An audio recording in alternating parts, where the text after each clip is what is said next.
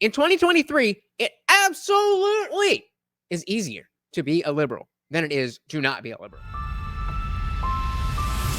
All right, welcome back to the party, everybody. Hit that like and subscribe. You know I would do it for you, and let's party. So we have this very cool video here with TPUSA, Charlie Kirk, and Megyn Kelly talking to some Gen Zers. You guys, well, college students. I don't know if they're tech. Yeah, I guess that would be Gen Z, right? So I'm still half and half on what do I think at 30 years old, what is Gen Z going to look like politically? I'm still leaving hope that maybe they're just young and dumb now, and maybe they'll pick it up. And certain things are, you know, I go back and forth and back and forth. So let's check out this and see which way that sways us. It must have been so delightful when you found out that there was a group available to you with potentially like-minded people, right? Like, how much of a comfort was that? It was a huge comfort and a blessing, because I made so many friends, like, getting involved with them, that they're going to be my friends, I know, for even after Turning Point. So when you first get to college, though, is it like, I would imagine it's something like you've got to be careful about disclosing, you know, like, how do you find out, you know, there are other potential conservatives there and you're not alone?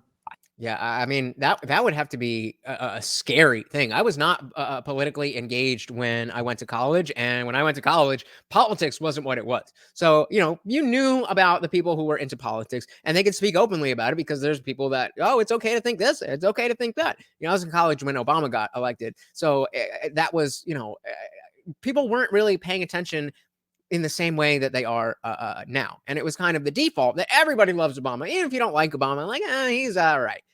But now things are not the same way. So it must be a very, very, very different process for these kids. I think it's kind of, it's difficult at times, because you show up to a college campus and you have, you know, professors who are very outspoken on what they believe, and then students who are. And so I think conservative, I guess, minded people that are especially young in our generation is they don't want to say. And so it's just a matter of living your beliefs enough that people come to you. How did you find, like, were you afraid to tell your roommate, to tell a teacher? Like, did you have you yet had to write a paper in which it was going to be clear you were not a lefty? Yeah, again, when I was in college, those situations did happen. And I mean, I was more or less a default liberal at the time, but I did have a lot of anti-establishment ideas and some very democratically establishment professors. But at that time, it was okay. It was okay to disagree. And now, not so much. Yeah, so I'm actually in nursing school at my university, so it's a little tricky navigating, you know, various topics like the facts and all that. So I have found quite a few people that agree with me on a lot of it, which has been really comforting. I'm not totally sure where they align politically, because we don't really talk about it, but it's not something I'm hiding, but it's also not something I'm openly bringing up. In nursing school, are you already getting the pressure of, like, don't ask somebody what their gender is, you know, all that stuff? Yeah, we get a lot of that. Yeah, just being accepting of all and respect the pronouns. And it's actually funny when we look at charts, we're like treating some older people, and it'll be like an 85-year-old woman, and it'll say, and you got to ask for their pronouns. Like, I keep telling you guys, this stuff has spread its tentacles into every little aspect of our establishment, every little aspect of society. So yeah, she's in nursing school to be a nurse, to work with doctors, and the woke ideology is still there. What their pronouns are, and I'm like, this lady, you never asked this lady, like, she doesn't even know what you're talking about. So exactly. It's, yeah. Do you guys feel like your life would be easier if you were a liberal or left-winger, as far as, like, acceptability of friends, grades, treatment from peers? Unquestionably, at any age, in 2023, it absolutely is easier to be a liberal than it is to not be a liberal. Absolutely. I mean, we see on campus all the time. When I went in as a freshman, I had one of my suite mates come back who had discussed politics with me before and said, you know, my parents are conservative. I don't know. Do you get the, you know, all your beliefs are bigoted, you're a racist, you're part of the white supremacy, patriarchy, all that? They have to. There's no way that they say no here. Absolutely. Told you. Does that work on you as, like, young people? I feel like my age, we're like, okay, fine, I'm all those things. Not when you have a group like this. When you have a group like this, it is so, I don't really like to use the word empowering, but empowering. And it is empowering. That is actually the appropriate use of empowering.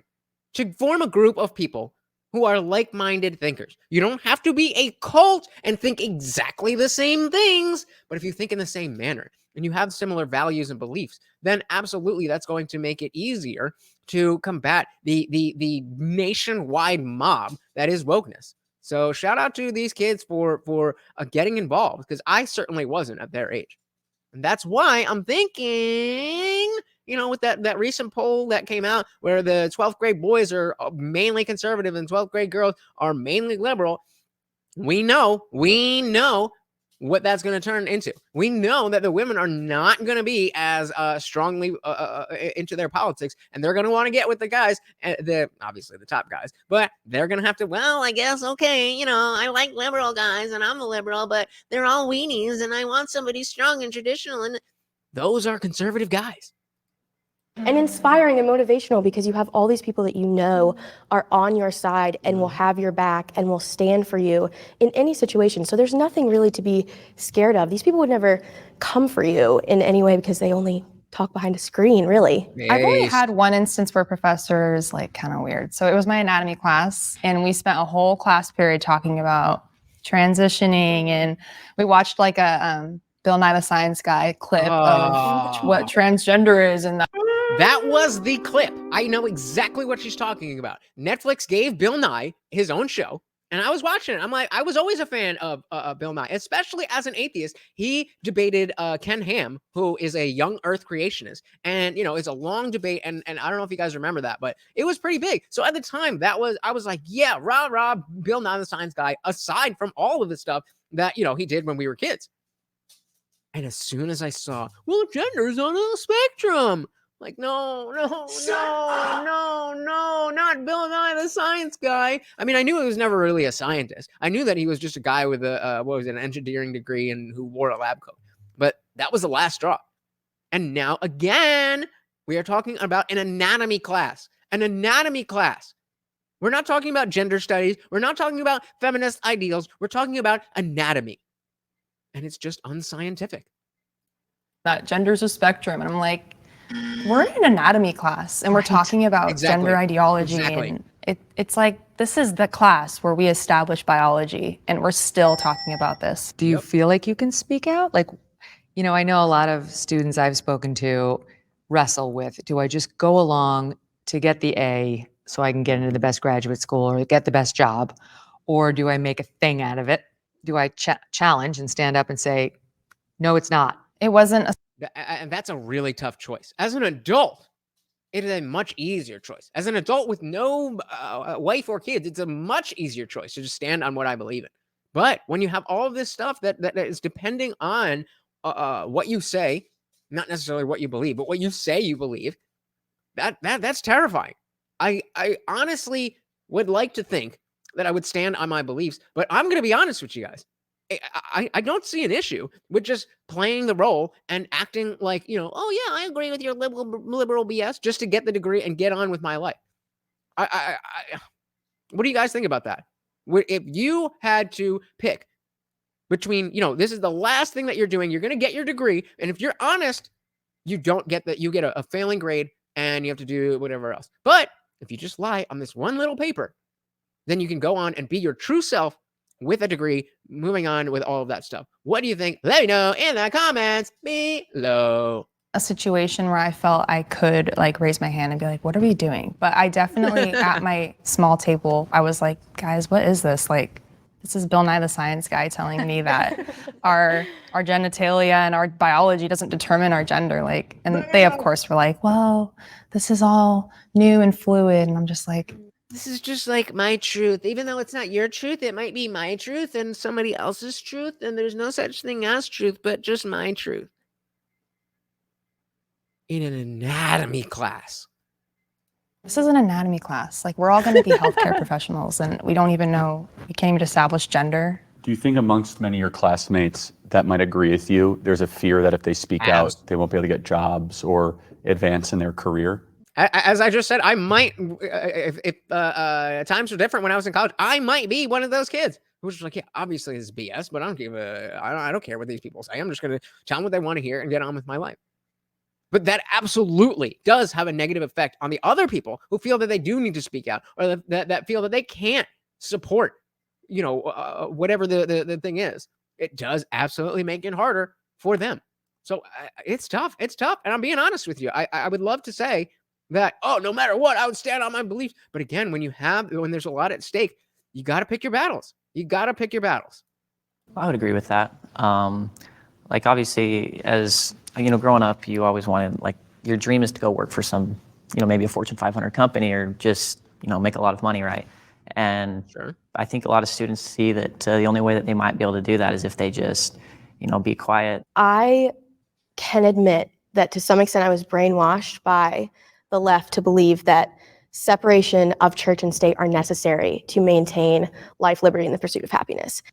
I mean, I agree with that, but that's a whole other thing. I'm confused. Because absolutely, in the Constitution, it absolutely says separation of church and state. That doesn't mean that your political positions can't be inspired by your faith in God or any other religion. But I'm confused what she means about that one. Do you guys feel as if there's certain things you've caught yourselves like that, or others, where you realize that you were using language or behaviors that were not your own, but were imposed upon in like a totalitarian, tyrannical way? This gets both of the main things. This channel is based on two things that have destroyed political discourse in this country.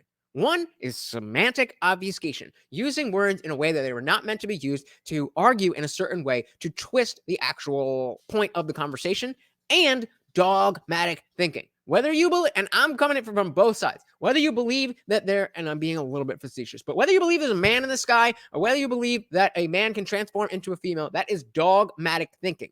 That only comes from you being told something that cannot be questioned. And in both cases, not the right way to go. I mean, I guess sometimes I've had moments where I'm like, I'll be saying like, oh, like to each their own, like it doesn't affect me, or just on various things. And then I think, I'm like, no, like that's not good for the better of society. Like it's not to each their own. Like we have to look out for each other, and there's truths and there's morals and ethics. And just because it doesn't affect me directly, it will eventually. So it's important that we're firm on all across the board all the time.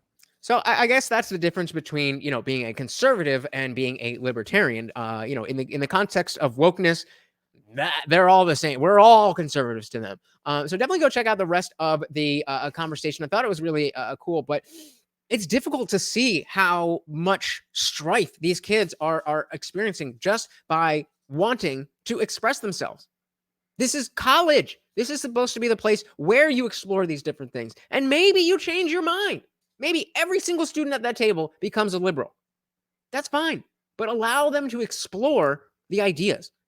But that's not happening anymore. From the very bottom all the way up to graduate level courses, it is all indoctrination. Homeschool your children.